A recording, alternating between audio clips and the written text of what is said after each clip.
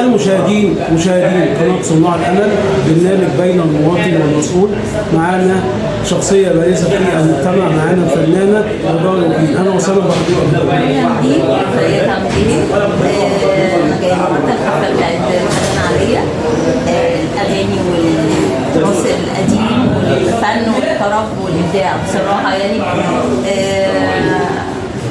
جو جميل جدا، تجمع فني وناس راقية وفنانين، يعني تجمع فني. يا ريت بقول لها تختاري من الجلسات دي، جميلة جدا وإن شاء الله نستمتع كلنا. طبعا الفن القديم وغير الفن الجديد خالص، أنا مع الزمن القديم مش مع الزمن الجديد إلا قليل يعني.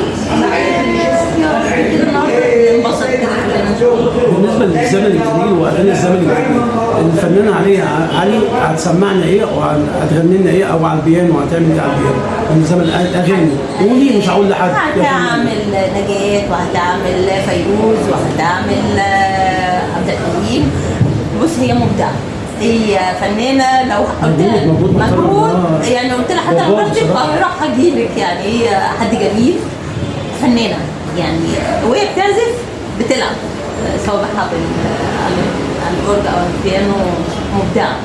ان شاء الله ننبسط بقى وان شاء الله، ويا ريت تكتر من الحفلات دي، هننبسط جدا ويبقى في دعايه اكتر وناس تبقى اكتر يعني.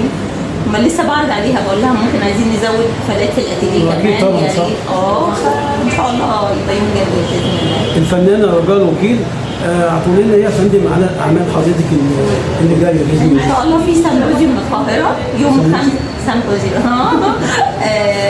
ليه فعاليات، في اشقاء عرب جايين فنانين هينزلوا في فندق يوم. هيبدا الفعاليات من بكره من 3/7.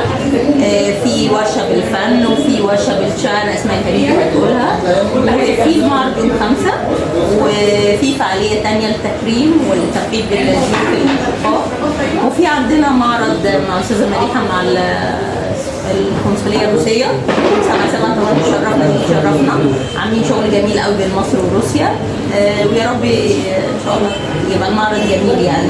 فتشرفنا 5/7 و7/7. طب بالنسبه ل 5/7 حضرتك مشاركه في ايه؟ مشاركه حاجه لوحه كده. لا لوحه، وكل المشارك كل واحد لوحه، بس انا يعني كبيره شويه، مش 50 في 70، هي 70.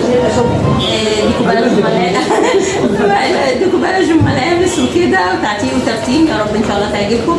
اما الروسي مشاركه بلوحتين، واحده عن مصر وواحده عن روسيا. دي بتناقش الانتصارات والبطولات يعني. فكر جديد، وان شاء الله تيجي تشرفنا وتصور بقى تغطي المعرض ان شاء الله. احنا بنشكر حضرتك. ميرسي. الى اللقاء مع شخصيه مصريه جديده، قناه صناع الامل.